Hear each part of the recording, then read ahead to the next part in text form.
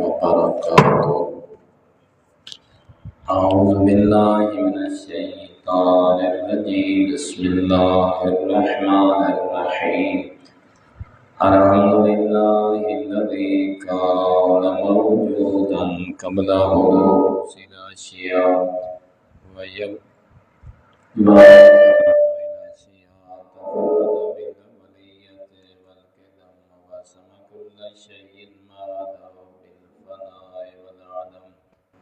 كما قال عز شأنه كل شيء هالك إلا وجهه وكل نفس ذائقة الموت وكل من عليها فان ويبقى وجه ربك ذو الجلال والإكرام أما بعد فقال الحكيم في القرآن المجيد والفرقان المتقن بسم الله الرحمن الرحيم ألم يعلموا أن الله يقبل التوبة عن عباده صلوات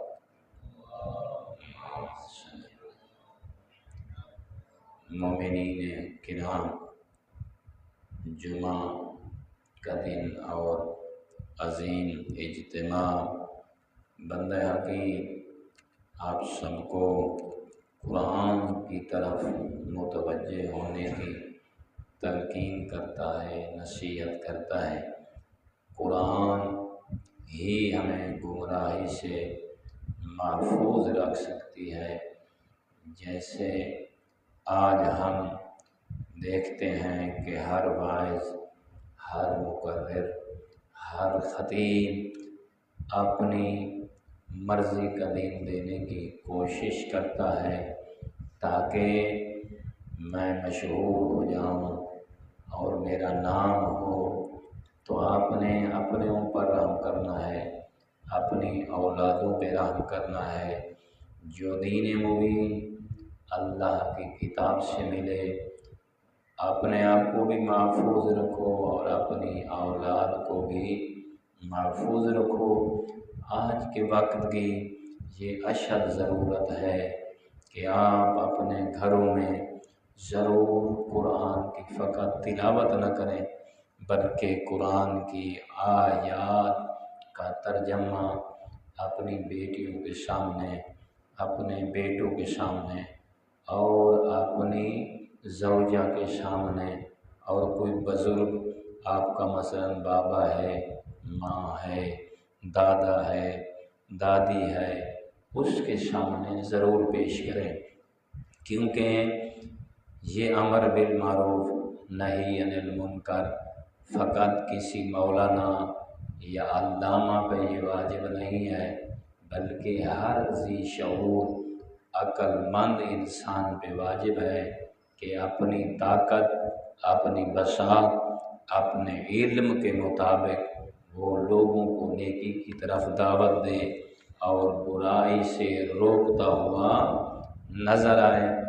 کیونکہ ہم سمجھتے ہیں فقط ہم پر نماز واجب ہے، مثلا اصول دین اور فروع دین، نہیں، جس معاشرے میں آپ رہتے ہیں آپ کے اوپر معاشرے کے وہ تمام فرائض فرض کر دیے گئے جو آپ کو ضرورت ہے یا آپ سے ہٹ کر آپ کے ہمسائے کو ضرورت ہے۔ اگر دیکھیں جیسے ہمسائے کے بارے میں ملتا ہے، ہم ادھر جانا تو نہیں چاہتے، لیکن اس حدیث کو ہم بیان کرتے ہیں کہ ہم کتنے غافل ہیں۔ امام فرماتے ہیں کہ رسول اکرم صلی اللہ علیہ وآلہ وسلم بلند تر صلوات اللہم صلی علی محمد وآل محمد، کیا فرمایا؟ کل اربعین دارن جیران، فرمایا جو آپ کے پڑوسی ہیں، جو آپ کے ہمسایہ ہیں، آپ کو علم ہونا چاہیے وہ آپ کے ہمسایہ کتنی حد تک لوگ ہیں۔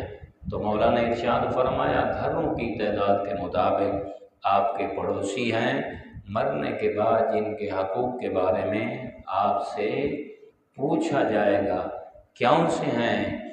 من بین یدئی، فرمایا 40 گھر، آپ کھڑے ہو جائیں نا تو آپ کے سامنے ہیں جو سمت ہے، 40 گھر آپ کے سامنے ہمسایہ ہے، اس کا آپ پر حق ہے، ان کے حقوق کا خیال رکھیں، ان کی زندگی کیسی ہے، اس کے حال احوال، اور کچھ نہیں کر سکتے تو اپنی دعاؤں میں انہیں یاد فرمائیں۔ پھر کیا فرمایا؟ من خلف، آپ کے پیچھے، پشت کے پیچھے جتنے گھر ہیں، مثلا 40 گھر، یہ آپ کا ہمسایہ گیری ہے، ان کے آپ پر کچھ فرائض ہیں تاکہ قرآن اور سنت نبویہ کی طرف متوجہ ہوں، تاکہ اپنے پیپر کو ویسے حل کریں جیسے اللہ کا کلام آپ سے تقاضا کرتا ہے یا مصطفیٰ کا فرمان تقاضا کرتا ہے۔ پھر مولا نے ارشاد فرمایا وَعَنْ يَمِينِ، آپ کے دائیں طرف بھی جو 40 گھر ہیں وہ آپ کے پڑوسی ہیں، آپ کے ہمسایہ ہیں، ان کے بارے میں آپ سے پوچھا جائے گا۔ وَعَنْ شِمَالِهِ، آپ کے بائیں طرف بھی۔ اس سے پتہ چل گیا کہ چاروں طرف 40 گھر ہمارے ہمسائے ہیں، تو میں جمعہ کی خطبہ کی تواسط سے اس کا فائدہ اٹھاتے ہوئے آپ سب حضرات کو متوجہ بھی کرنا چاہتا ہوں اور یہ پوچھنا بھی چاہتا ہوں، کیا ہم اس چیز کا خیال رکھتے ہیں؟ چلو ہم ان کے ساتھ کوئی ہاتھ نہیں بٹا سکتے، ان کے ساتھ ملاقات نہیں کر سکتے، ان کے ساتھ ہم بیٹھتے نہیں ہیں، کوئی ایسی وجوہات ہیں، یا انسان اتنا آج کے دور میں مصروف ہے، کیا ہم 5 جو نمازیں پڑھتے ہیں ان نمازوں میں جو ہم ہاتھ دعا کے لیے بلند کرتے ہیں، کیا ان ہمسایہ کو ہم اپنی دعاؤں میں یاد رکھتے ہیں؟ تو ہمیں پھر کہنے کی ضرورت نہیں ہے، پھر ملائکہ لکھ لیتے ہیں یہ علی ولی کا پکا شیعہ ہے، یہ رسول اللہ کا پکا کلمہ پڑھنے والا ہے۔ تو آپ دیکھیں ہماری حالت کتنی عجیب ہے، کتنی غریب ہے، کتنی، یعنی کہ وہ کہتے ہیں جس پر رحم کیا جائے، ہم پتہ نہیں کس دنیا میں رہتے ہیں، ہمیں علم نہیں ہے کہ یہ دار الدنیا ہے، اس میں سے ہم نے کچھ لینا ہے، یہ ایسا دروازہ ہے جس کے لیے ہم تڑپ کریں اور آخرت کو پانے کی کوشش کریں۔ تو آئیے آپ کو جو آیت پڑھی توبہ کے بارے میں کچھ بتانے کی کوشش کرتے ہیں جتنا وقت کے دامن میں گنجائش ہے، کہ توبہ کسے کہتے ہیں بھی؟ توبہ کے 3 مراحل ہیں، اسے ہم بیان کرتے رہیں گے۔ پہلا مرحلہ توبہ کا تب حضرت انسان پہ آتا ہے جب انسان گناہ کو گناہ سمجھنے لگ جائے، جب انسان اللہ کی بارگاہ میں اپنے آپ کو ذلیل اور رسوا بندہ سمجھنے لگ جائے، تو یہ اس بندے پہ سب سے بڑا رب کا کرم ہے اور لطف ہے کہ وہ اپنے آپ کو اب سمجھ رہا ہے کہ میں بندہ نہیں رہا بلکہ ذلیل بندہ ہوں، رسوا بندہ ہوں، جس خالق و مالک کی نعمات کو استعمال کرتا ہوں اسی رب کی نافرمانی کرتا رہتا ہوں۔ پہلا مرحلہ یہ ہے، اگر کسی کو نصیب ہو جائے تو اسے چاہیے کہ وہ اپنے مالک خالق اللہ کی ثنا کرے، حمد کرے اور اس کا شکر بجا لائے کہ اس کریم اللہ نے حضرت انسان کو یہ موقع دیا کہ وہ اپنے گناہوں کو یاد کرے، ان پہ روئے، نادم ہو، پشیمان ہو۔ جب حضرت انسان معصوم فرماتے ہیں اپنے گناہوں کو یاد کرتا ہے، اس پہ روتا ہے، نادم ہوتا ہے، پریشان ہوتا ہے، تو پھر وہ دنیا کے سارے دروازوں کو چھوڑ کر دروازہ الہی کی طرف رجوع کرتا ہے۔ جب حضرت انسان دوسرا سٹیپ، جب اللہ رب العزت کے دروازہ رحمت اور انعام کی طرف انسان اپنے آپ کو لے آتا ہے، پھر حضرت انسان کیا چاہتا ہے؟ وہ دنیا کی ساری اطاعتوں کو ٹھکرا دیتا ہے، پھر اللہ رب العزت کی اطاعت کی بہترین حامی بھرتا ہے کہ میرے اللہ، میں پہلے شیطان کی اطاعت کرتا رہا، پہلے دنیا کے بندوں کی اطاعت کرتا رہا، پہلے میں اپنے نفس ذلیل کی اطاعت کرتا رہا، اب مجھے پتہ چلا ہے کہ یہ وجود تو نے ہمیں دیا، یہ نعمتیں تو خالق نے مجھے عطا کی، یہ اتنی بڑی کائنات تیرے جیسے رب نے اس ذلیل بندے کے لیے بنائی، تو میرے اللہ جب کائنات تو نے اس ذلیل بندے کے لیے بنائی تو تم نے فقط حضرت انسان کو اپنے لیے بنایا، تو اب مجھے شرم آ گئی، مجھے حیا آ گئی، تیری نعمتوں کا اب کفران نہیں کروں گا بلکہ تیری نعمتوں کا شکر جتنی زندگی باقی ہے بجا لاتا رہوں گا۔ اطاعت پروردگار کی طرف انسان اپنے آپ کو لے آتا ہے، نافرمانی خدا کو چھوڑ دیتا ہے، پھر انسان بندہ خدا بن جاتا ہے، بندہ دنیا سے باہر نکل آتا ہے۔ یہ دوسرا مرحلہ حضرت انسان کو عمل کی طرف لے آتا ہے۔ کس کی طرف لے آتا ہے؟ عمل کی طرف لے آتا ہے۔ عمل کیا ہے؟ اگر حضرت انسان اس لفظ کو معصومین علیہم السلام کے اس فرمان کو سمجھ لے، ایک ہی نکتہ ہے، ایک ہی لفظ میں معصوم نے پرو دیا کہ توبہ یہ ہے کہ حضرت انسان نیکی تو اب کرے گا، انسان کی اب شیطان سے جنگ رہے گی، یہ عہد کرے کہ میرے اللہ اب میں عمل ایسا کروں گا کہ اپنے آپ کو گناہوں سے بچانے کی کوشش کرتا رہوں گا۔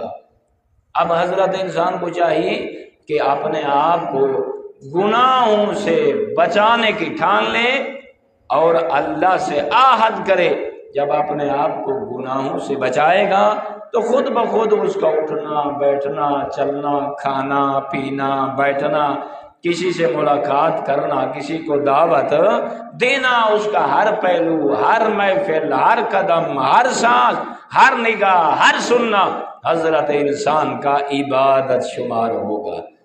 تو اللہ رب العزت لیکن مولا امام رضا علیہ السلام محمد وآل محمد، بڑا عمیق جملہ ہے اور بڑی اس کی گہرائی ہے اگر حضرت انسان سمجھے۔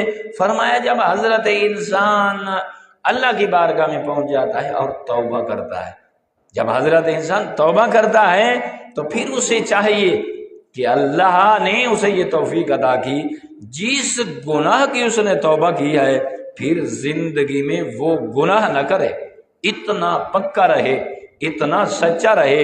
مولا ارشاد فرمائے المستغفر من ذنب، جو انسان اللہ کی بارگاہ میں اپنے دامن کو پھیلاتا ہے، ہاتھوں کو پھیلاتا ہے اور اللہ سے گناہوں کی معافی کی درخواست پیش کرتا ہے تو فرمایا اسے اپنے 8ویں امام کا یہ فرمان بھی یاد رہے۔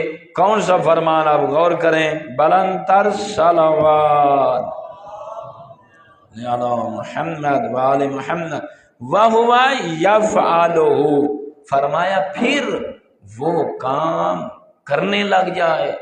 پہلے ایک دن یا ایک ہفتہ پہلے، ایک مہینہ پہلے، ایک سال پہلے ایک گناہوں کو معاف کرانے کی درخواست اللہ کی بارگاہ میں پیش کرتا ہے، پھر وہی گناہ کرتا ہے اور ملائکہ اسی گناہ کی فہرست لے کر اللہ کی بارگاہ میں پہنچ جاتے ہیں۔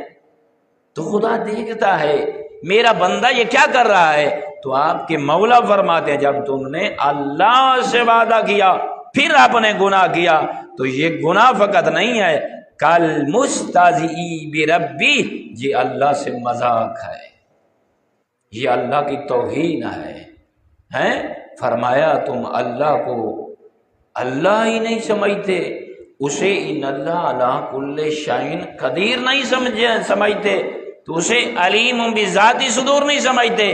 کل تم اللہ کی بارگاہ میں یہ فریاد کر رہے تھے کہ میرے اللہ تمہیں حسین مظلوم کی ماں زہرا کا واسطہ، تم نے زہرا کو کیا سمجھا؟ تم نے اللہ کی بارگاہ میں کیسا وسیلہ پیش کیا؟ پھر آپ نے نہ اس وسیلے کا حیا کیا اور نہ تم نے اللہ سے یہ وعدہ اور وعید کیا، نہ اس کا آپ نے پاس کیا۔ تو مولا فرماتے ہیں اس سے بڑی مذاق حضرت انسان اور کیا ہو سکتی ہے؟ تو اللہ رب العزت ہم سب کو صحیح معنوں میں دین مبین پڑھنے سمجھنے کی توفیق عطا فرمائے۔ اور آخری غور کریں تاکہ یہ مسئلہ ضروری ہے، پھر اللہ نے قرآن میں ارشاد فرمایا اللہ الذی رفع السماوات بغیر عمد، فرمایا اللہ وہ ذات ہے جس نے آسمانوں کو تمہیں نظر آنے والوں ستونوں کے بغیر پیدا کیا۔ فرمایا اپنے رب کو پہچانو، اپنے رب کی طرف رجوع کرو۔ تمہارے رب نے آسمانوں کو بنایا، لیکن تمہارے رب نے ایسے ستون بنائے۔ علماء فرماتے ہیں یہاں ستونوں کی نفی نہیں ہے، ستون ہے۔ رب فرماتا ہے رب نے ایسے آسمانوں کو بلند کیا، لیکن ایسے ستون بنائے جو حضرت انسان کی آنکھیں انہیں دیکھ محسوس نہیں کر سکتی، حضرت انسان انہیں چھو نہیں سکتا، ایسے نظر نہیں آتے جیسے حضرت انسان کے دونوں شانوں پہ اللہ کے ملک موجود ہیں، اور اللہ نے آپ کی ہنسلی کی ہڈی کے اندر 2 دفتر بنا رکھے ہیں، جو دفتر ان ملائکہ کے بیٹھنے کی جگہ ہے، جہاں وہ کاغذات لے آتے ہیں، الہی قلم لے آتے ہیں، آپ کی نیکیوں کو بھی لکھتے ہیں، آپ کی برائیوں کو بھی لکھتے ہیں۔ کبھی آپ نے نہ ملائکہ کو دیکھا، نہ ان کے جب قلم چلتے ہیں ان کے قلم کے چلنے کی آواز کو سنا۔ اللہ فرماتا ہے تمہارے رب نے یہ ستون بنائے، ذرا دیکھو، جو محسوس نہیں ہوتے۔ آپ دیکھتے ہو نا بغیر ستون کے آسمان نظر آتے ہیں۔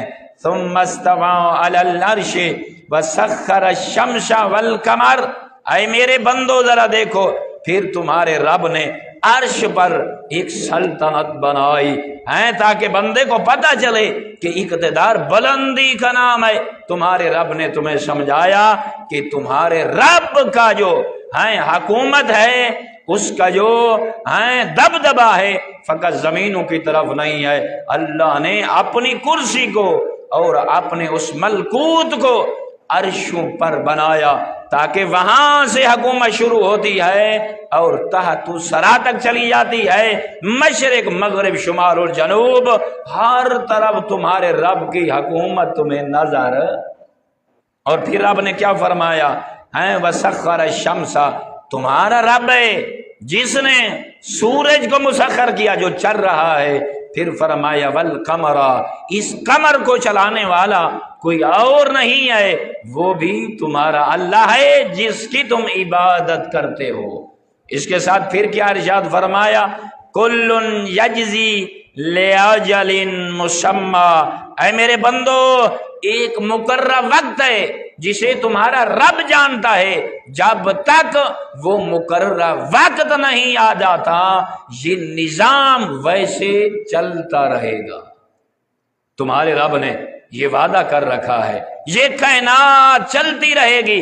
تمہارے رب نے جب اسے خلق کیا، یدبر الامر یفصل الآیات لعلکم بلقاء ربکم توقنون، پھر فرمایا اسے چلاتا کون ہے؟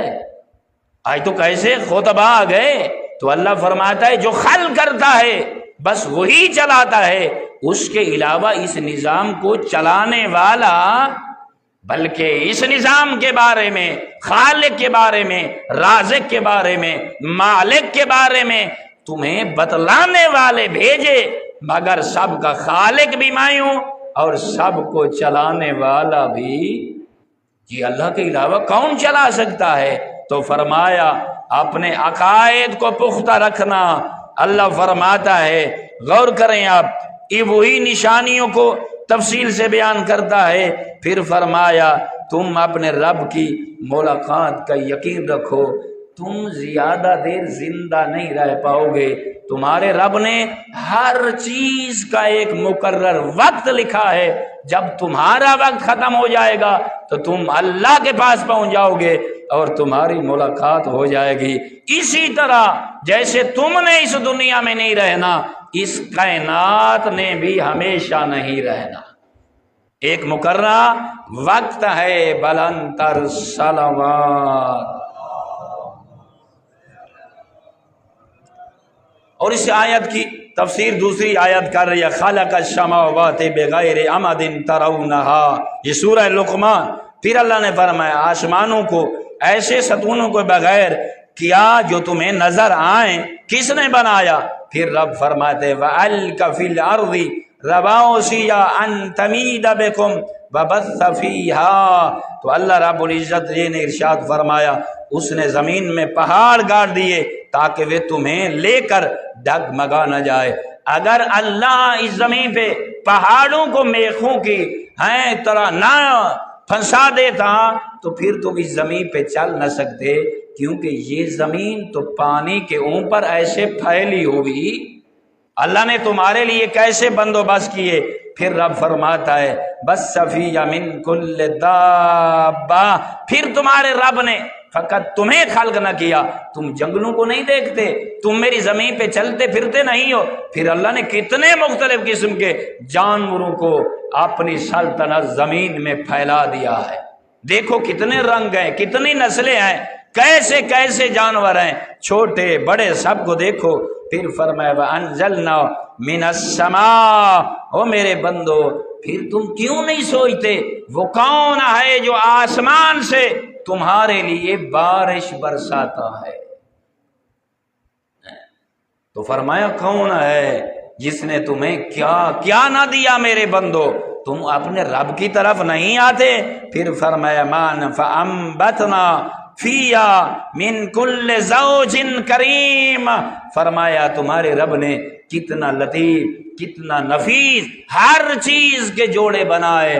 تو علماء فرماتے ہیں وقت نہیں ہے، آپ دیکھتے ہیں کوئی درخت ہو، ہر درخت کے جو پھل آپ کھاتے ہیں ایسے نہیں ہوتا، فرمایا چاہے نباتات ہیں، کسی اور چیز کا درخت ہے، سیب ہے، انگور ہے، انار ہے، آم کا درخت ہے، اللہ رب العزت نے ان کے لیے بھی نر کو بھی خلق کیا اور مادہ کو بھی۔ فرمایا جب یہ بورا لگتا ہے نا، بورا، اللہ یا تو اس بورے میں نر اور مادہ کو رکھ دیتا ہے، وہاں ملاپ ہوتا ہے، پھر وہ پھل لگ جاتا ہے۔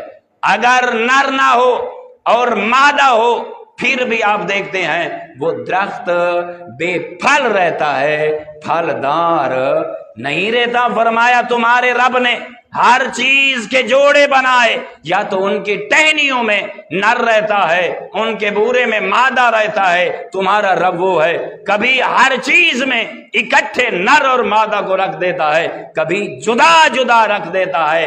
بس یاد رکھو اس خالق کو خالق مانو، اسے رازق مانو، اور اپنے عقیدے کو صحیح اور مضبوط کر کے میری بارگاہ میں میری ملاقات کے لیے آ جاؤ۔ کوئی ہے جو درختوں کے ملاپ کا بندوبست کرے؟ کون ہے؟